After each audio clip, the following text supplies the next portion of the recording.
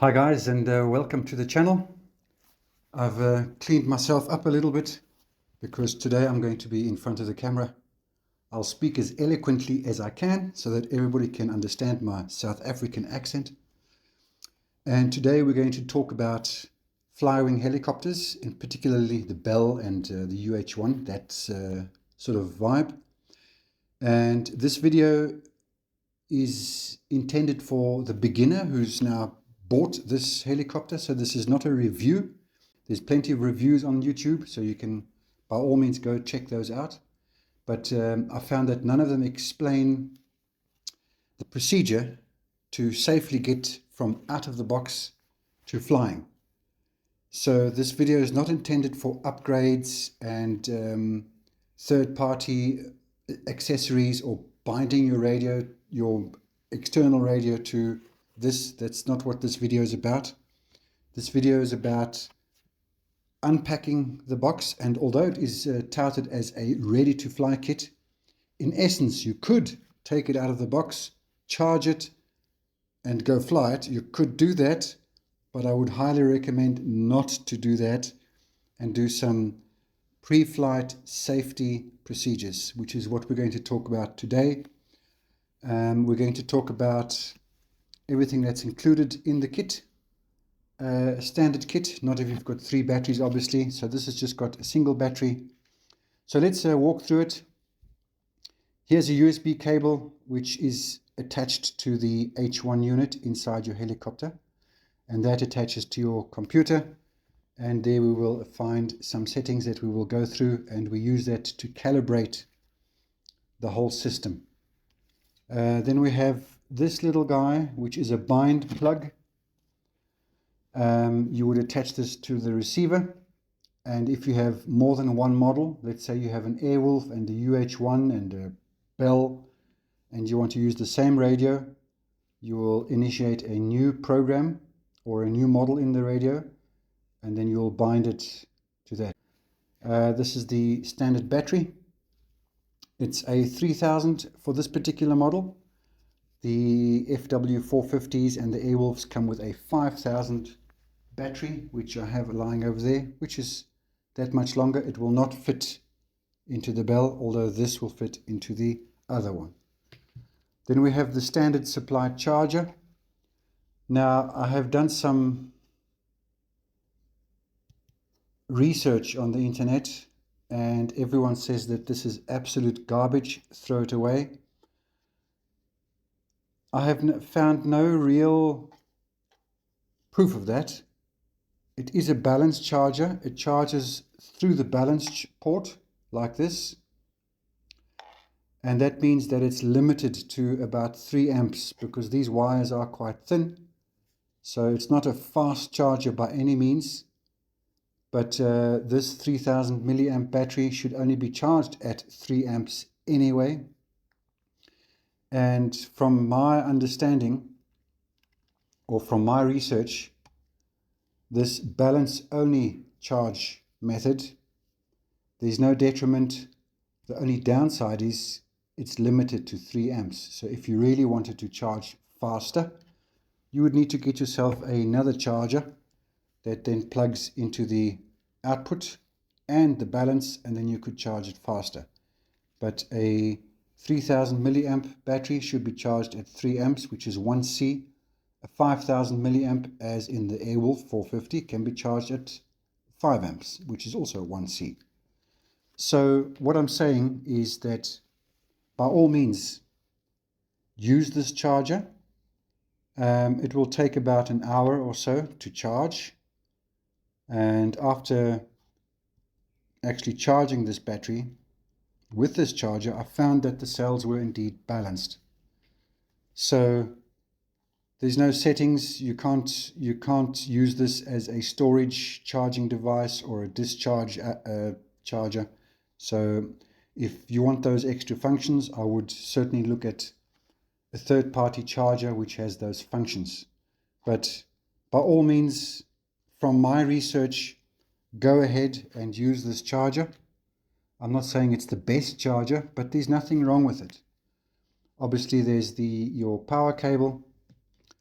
You will get a little tool of which you will only use two of these that fit, one small one larger one, and then with that you can get to everything. You will have your blades. So as you can see, these are brand new. I haven't used them. They're still sealed in the packet. People talk about balancing these blades. I've done all that. I've balanced them, I've painted them. In fact, here are my blades that actually come from this unit, but the internals of this unit are sitting in this yellow helicopter at the moment. So I bought a whole new internal set, just in fact for this video. And getting back to the blades, I was also very pedantic in balancing these before painting, after painting, and I found that the balancing, these are so close, in fact, from the factory, that the balancing made little to no difference. So I would say go ahead, fly these as they are. If you do decide to paint them, like I have, then I would most certainly balance them after that. And there's lots of videos on how to do that. I'm not going to get into that now, because under normal circumstances, you wouldn't be painting your blades. You want to get to the field and fly. With that said, you also have the instruction manual, which I would most certainly read. There's a lot of useful information in here.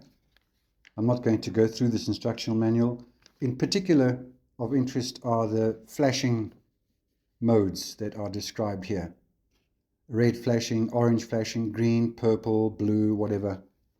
So get familiar with those, so that not that you're at the field and you see a red flashing light, whether it's fast or slow. Even if you take a picture of this on your cell phone, then you'll know what those flashing lights mean. So go ahead, read the manual, as they say. Then we have the transmitter, and we're going to go into quite a bit of detail on this, because there are some functions here that I don't agree with, as they are from the factory. And Flywing have actually told me in a private message that they will be changing the transmitter to a new model and removing the stock 3D mode, because I believe that for beginners the 3D mode is, I call it the instant crash button. So we're going to change that to a much safer attitude mode. I'm going to show you how to do that, and I would highly suggest that you follow this procedure. I will also talk about alternatively putting your flight modes, which would be GPS and attitude, on this switch here. So these will still be operational, but you won't have to be fiddling trying to find the correct mode. It's just actually one switch. This is the run switch, as we know, which is causing quite a few people a lot of crashes, because they are looking for these fly modes, which is 0, 8, and then they inadvertently switch off the helicopter while it's flying. In the new radios, this switch has been removed completely, and I believe it's a press, run, press, stop, from what I can see. But anyway, we have this. We're going to go through this just now. In fact, that's going to be our first step. We have the helicopter. So I think with all that said, let's start at the beginning, and I'll see you on the other side. Okay, so the first thing we're going to do is we're going to get rid of the 3D mode, because the 3D mode is probably the most dangerous. At the same time, I also would suggest, look, it's just a suggestion, that you change the orientation of these switches, because when you switch the radio on for the first at all, when you switch the radio on, it asks for all the buttons, all the switches to be in the most forward position. So let's have a look at that. So place all switches in their up position. So that would be there. Now it makes the most sense to me to have this as the GPS switch in that position, not here. Because you're going to switch the radio on, why would you not want it already in GPS mode? You will see that we've got home, GPS and 3D.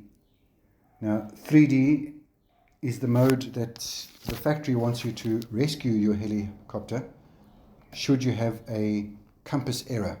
I'll demonstrate a compass error with a short clip, and I'll show you how to very easily save the helicopter from that.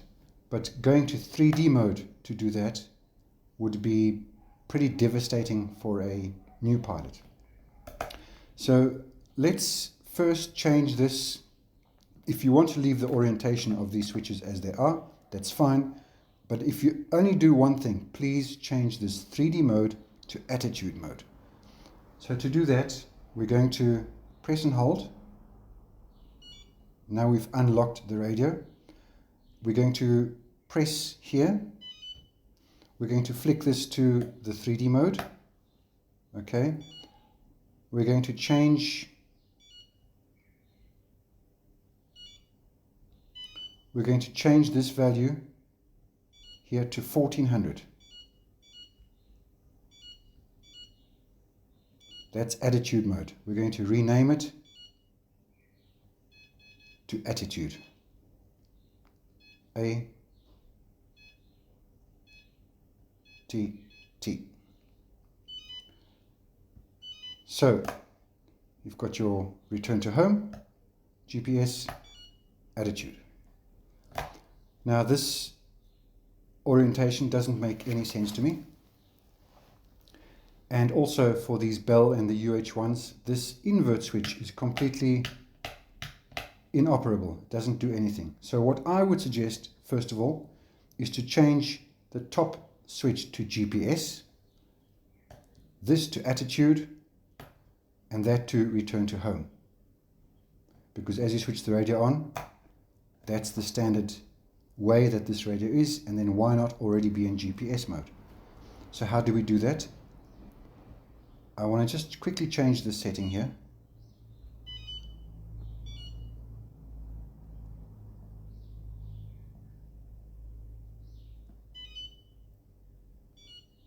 Okay, right. So we've got home, GPS, attitude.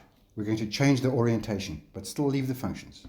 So we press that again, we go to home, we change this to 1500.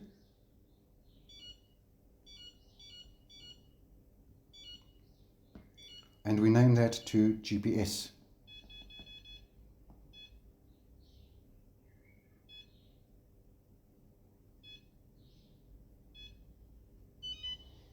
Fantastic. Then we flick to the middle position. We're going to change that to 1400, which is attitude mode. We're going to rename that.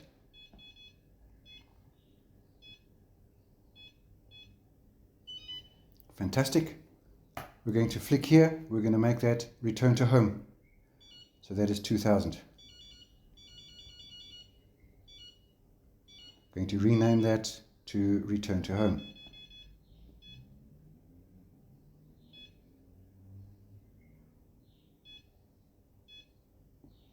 Super. So we have standard position when the radio is on. We're in GPS mode. We have attitude to rescue the helicopter should we have a compass error. And we have return to home. Here's a handy tip. If you have more than one model, instead of calling this GPS, you could call it your model. You could call this Bell 206, UH1, Airwolf, and then when you switch models, that name will appear over here. Now, when flying, as we do, this switch is not being used.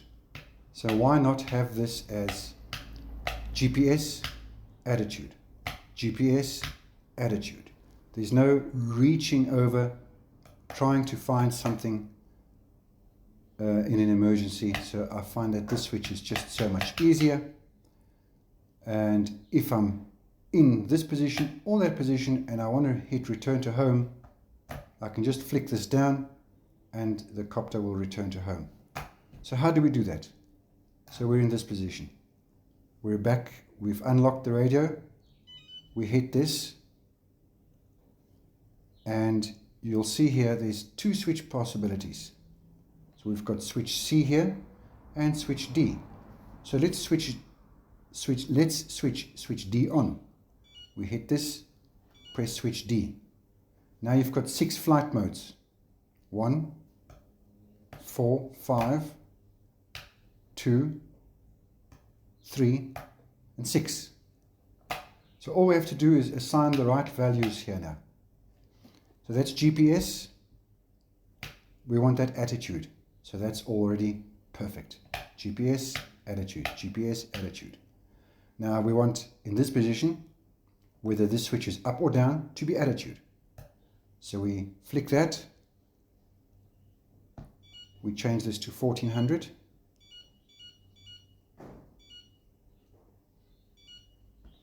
We name it attitude.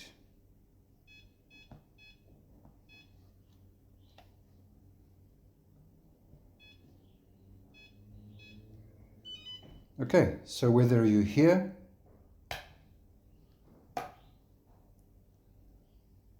attitude, attitude. Now we need this position to also be attitude. So we change that as well. 1400, name it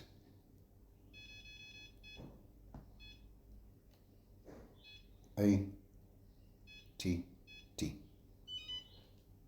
So GPS, GPS, attitude, attitude. So it doesn't matter where you are, you can be here or there, or you could be here or there.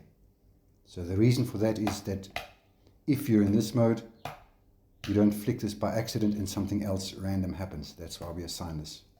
Now we need to assign the return to home.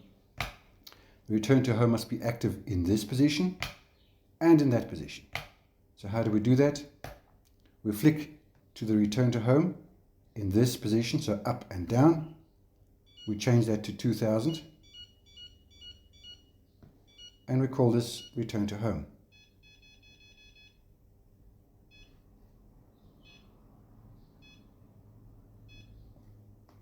Super. So we're here, return to home. So we just must make sure that when we're in attitude mode here, that if we flick it down, it's also in return to home. So we flick this down and we change that also to return to home. Name it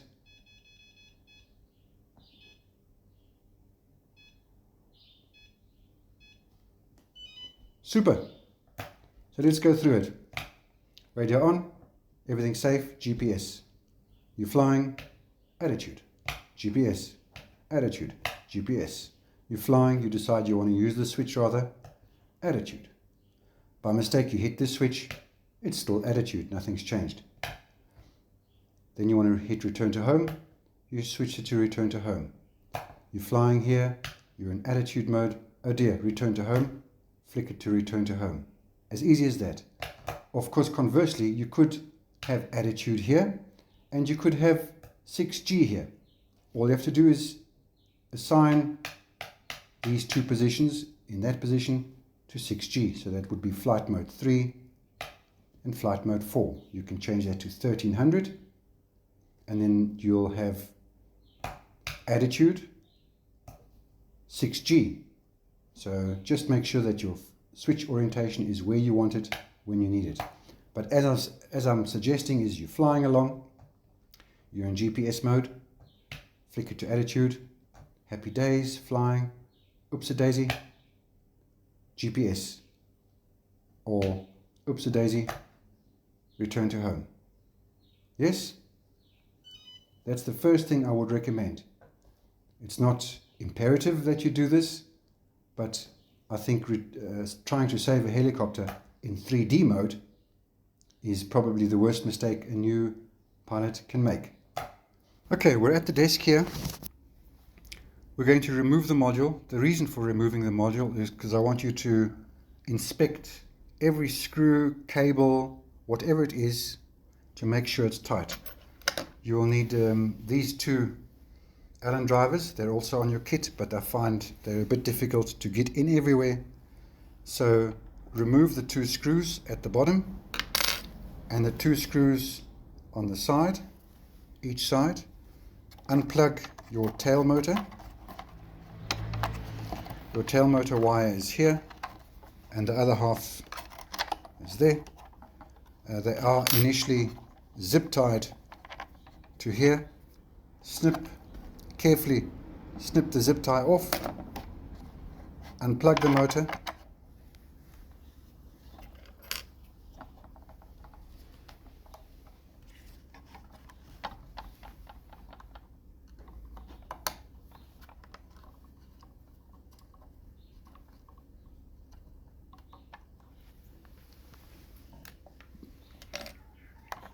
and pull out the unit just like this. You'll notice I have a little battery holder here. You don't have that, so don't worry about that. This is not a brand new helicopter. This is what we're interested in. You can put that aside. And this is your unit. So with these and possibly a slightly smaller one, go through every screw and just make sure it's nipped up. Don't yank it because some of it is into plastic. So as long as it's not moving, give it a little turn like that, making sure that all these screws are nice and tight. So go through all of those on both sides. Okay, go through with this slightly smaller driver, these, just turn them to see that they're not loose, like that. Also this one here, nice and tight, and just go through the whole helicopter. What you can do, if you want to, you can get some hot glue and run a bead of hot glue along here. Maybe move that to the side so that you can get your USB cable in. Put some hot glue here, a bit of hot glue over there so that this doesn't fall out. Also, I want you to check that all these small wires which are in here are actually plugged in. I've had a unit where one of the wires was completely out of this white plug. So please make sure that these wires are all plugged in. You'll notice there's no receiver here. It's in the other unit, but your receiver is here. Feel free to dab a little bit of hot glue on the plug.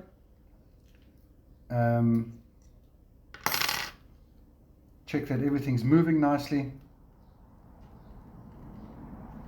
If you hold the motor with your fingers like this and you rotate this, there should be the slightest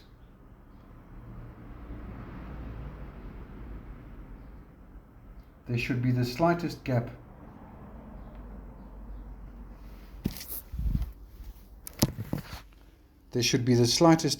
between the pinion and the spur.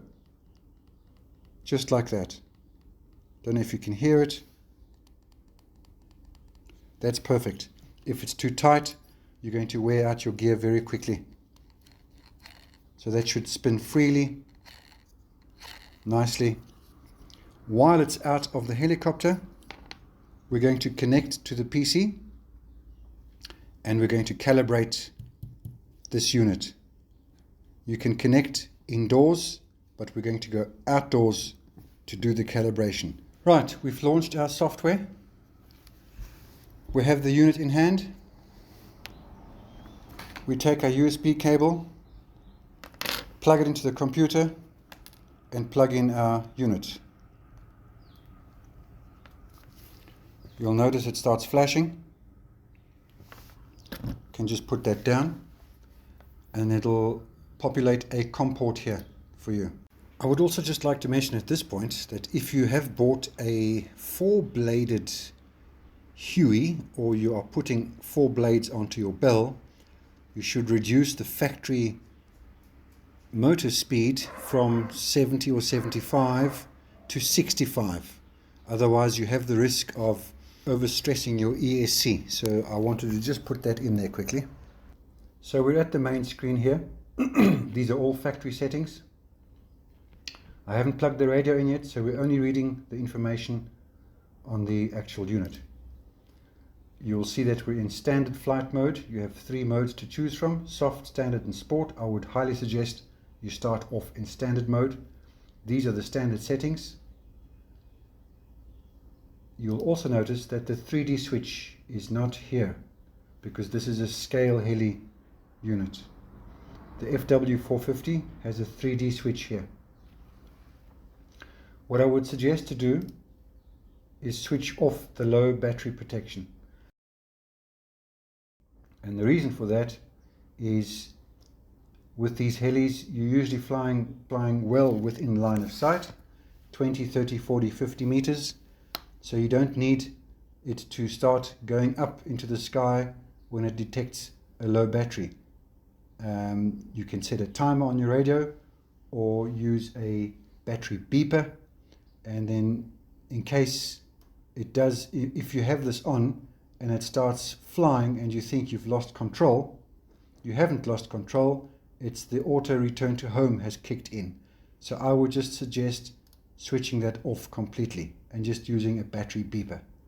Set your battery beeper to 3.7 volts, and when it gets that low, you can come home and land. You've still got another minute to fly, so no stress there. You can also set a timer on your radio to 10, 12, 13, 14 minutes. I set mine to 8 minutes, then I get 2 flights out of 1 battery, which is just great. But what we're going to do now is we're going to calibrate the magnetometer. And to do that, we need to insert a flight battery, and we're going to have to switch on this automatic restart. The reason for that is we're going to go outside with this unit and calibrate it. We're not going to calibrate it here in the office, but it does need power for that. So you'll see I don't even have a receiver here at all. It's all good. Plug in your flight battery. It'll do a little bit of an initiation dance. And now with the flight battery attached, you can press automatic restart, press magnetometer calibration, unplug the USB, go outside and do the whole dance. Okay, we've done our calibration. I've switched the radio on. I have my receiver attached. I would suggest unwrapping the wires that are all jumbled up here, running 1 wire underneath the wood, and with some quick tack stick it to the side of the chassis so you can create a nice 90-degree bend. So we're going to plug it in first.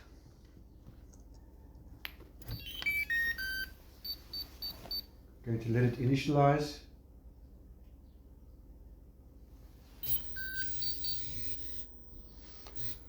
So there it's initialized. We're going to flick to attitude mode. Remember, we set it to this switch or that switch, and then that should work. The pitch will not work. Okay. but that's fine. What we want to do is we want to calibrate the radio to the software. So once again, we attach our USB cable.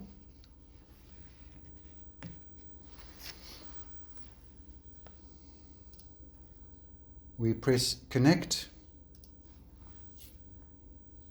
and we're also going to make sure all the switches are working. Okay, here we go. We can see we have movement. Okay, so I'm going to do joystick stroke calibration. You press that, we press all the joysticks in all the right directions. If you want to, you can flick all the buttons. You'll see that they're all moving over there. When we say done, we go OK and OK. Then there's a start range calibration. Press that. Do all this again.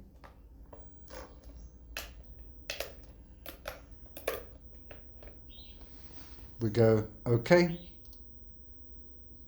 Fantastic. So now we have everything maximum, the way it should be, and everything. Let's check our switches. So we have GPS. I'm going to just zoom in to that quickly. So we have GPS up here as we start the radio. Then we have ATI mode, which is 1400. We have ATI mode, which is 1400. If you've done this mod, you can check that. Otherwise, you'll only have it here, GPS, and this will be return to home. There it is. So let's check it in this mode. ATI, ATI, return to home. Right, guys, we've checked everything. We've also checked the tail prop with the correct driver to make sure that that is tight, but don't over tighten it, because you could split the propeller, which you don't want to do. So it just make sure when you check it that it doesn't turn. We've also checked the tail motor bolts as well. Same procedure. Don't yank it down. Just put your driver in, your Allen key, and just make sure it doesn't turn. When it's tight, it's tight. That's all there is to it. We're going to install the blades. I've just still got the unit out, just because it's easier to turn around. I'm going to use my painted blades as a demonstration. You will insert them. Before we do that, you will notice that at the bottom there's a little nut with a recess where the nut fits into. That nut has to be inside its little hex shape. If it's sticking out, then it's not right. So they must be actually pressed in to the degree that they don't fall out. Then you know that they're in. We're going to take the blade, take our little bolt, put it in. I'll just do both at the same time.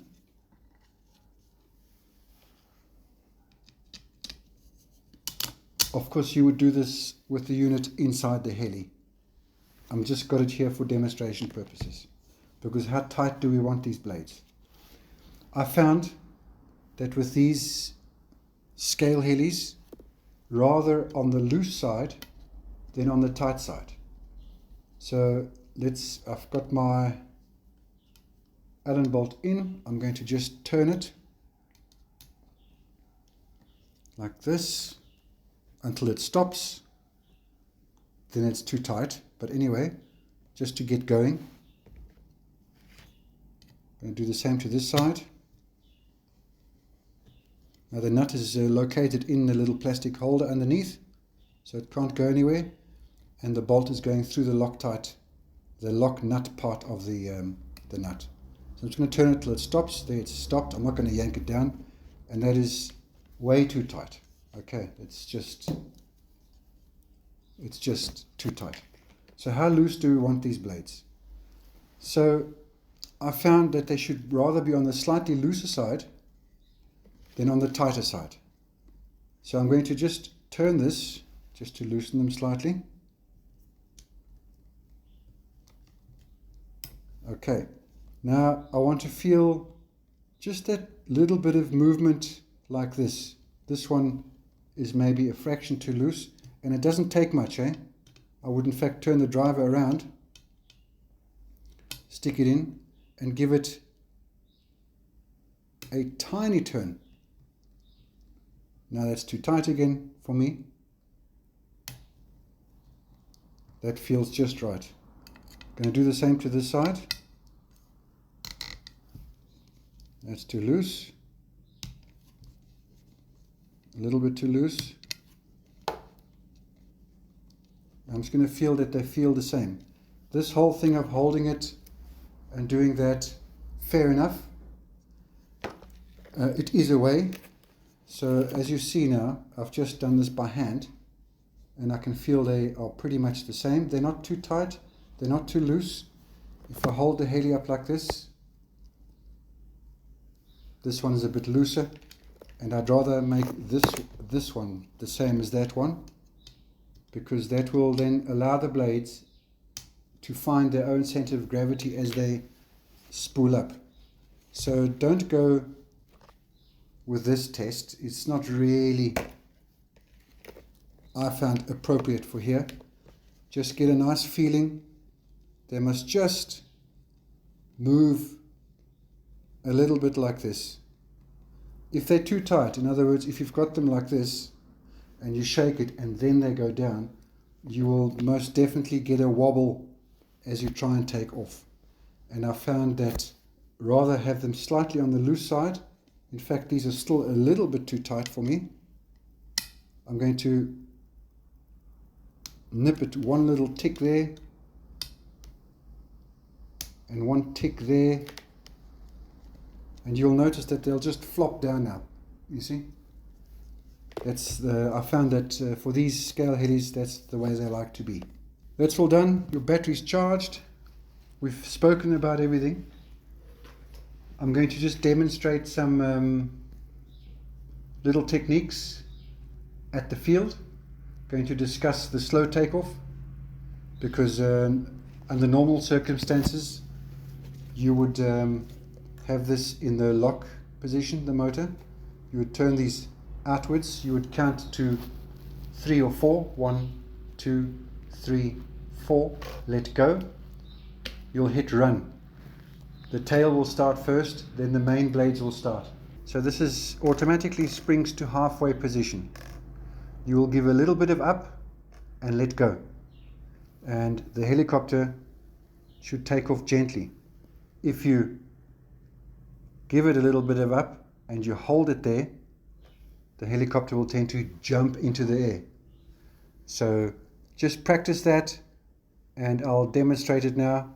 Please excuse the different helicopters that I'm using to demonstrate, because I have filmed this throughout the past few weeks. I filmed different helicopters, so you might see that, but the unit inside is exactly the same.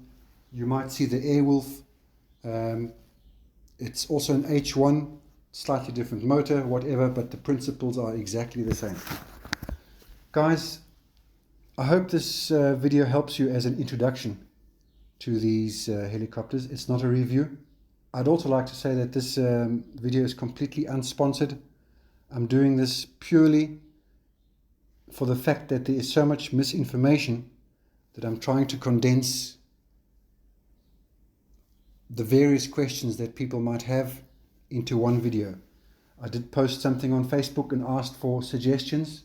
A lot of great suggestions, I must be completely honest. However, most of them were out of the scope of the intention of this particular video, which concentrates more from out of the box to the field, and not so much about modifying, repairs and binding to other radios and that sort of stuff.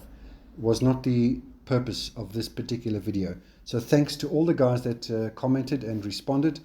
Much appreciated. I did take some of your comments to heart, and they are in this video. I would just also like to mention that this helicopter does not have the 3D switch. So if you launch your software and you see the 3D switch there, and then you connect via USB and that switch disappears, it's because this helicopter and the Bell, and I think the new yellow one, I just forget the designation, come with the scale H1 built in. The Airwolf comes with a different H1, and that one does have that ability. So that'll do that automatic flip if you flick it, but I don't do that, so this video is not about that. So if you're looking for the 3D switch, this helicopter doesn't have that. It can fly upside down if you're flying in 3D mode, so that's no assistance whatsoever, then it'll quite happily fly upside down. But I think as a beginner, that's the last thing you want.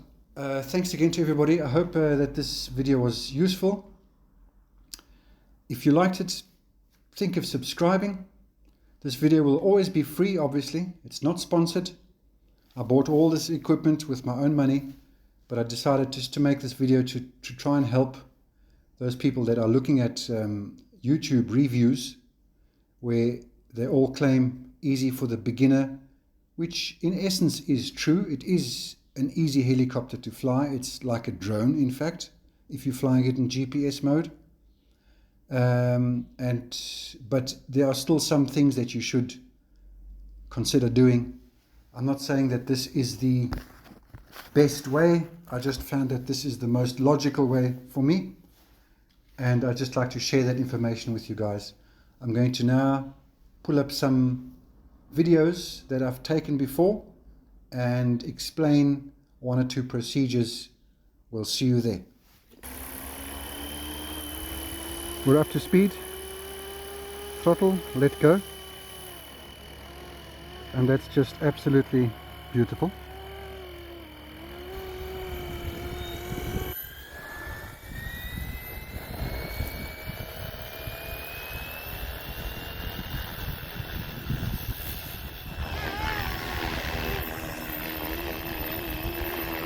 ATI mode straight away. We're going to activate, so that's a 3-second hold. We're going to switch to run, and then we will just give a little bit of stick and let go, and the helicopter should take off. So let's give that a go. I'm in ATI mode. 1, 2, 3.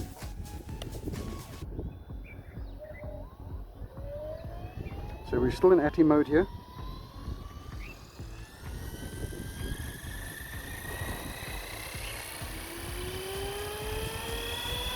We're up to speed. A little bit of stick, let go. And there we go. Nice slow takeoff.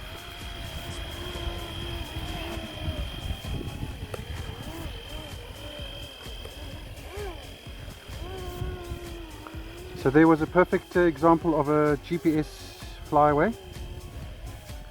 I flicked it to GPS and it just decided it didn't like it.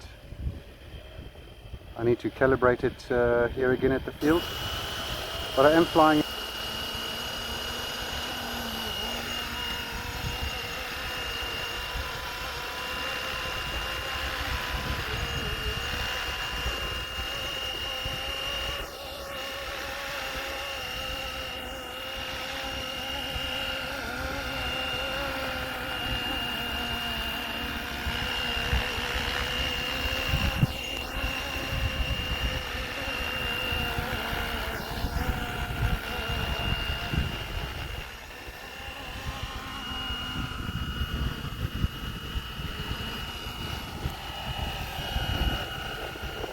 Little bit of a tail shake.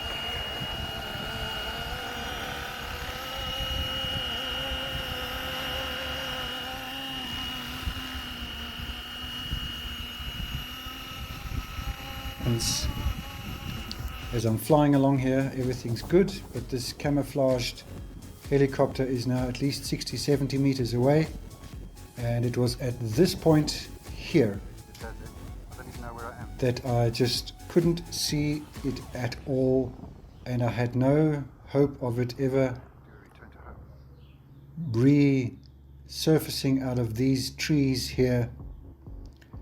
without possibly crashing. I didn't know how far I was.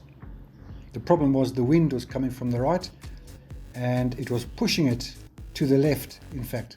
So the wind was coming from right to left, and as I was banking towards the left, the wind just kept pushing it.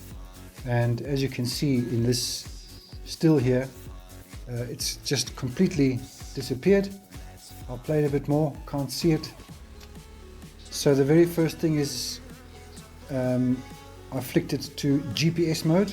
Without searching for the switch, I just flicked switch D, which is the very last one, from attitude upwards into GPS mode, relaxed, and then I hit return to home, which is a different procedure altogether. But guys, yeah, please know where your switches are, don't panic, and yeah, have a great flight.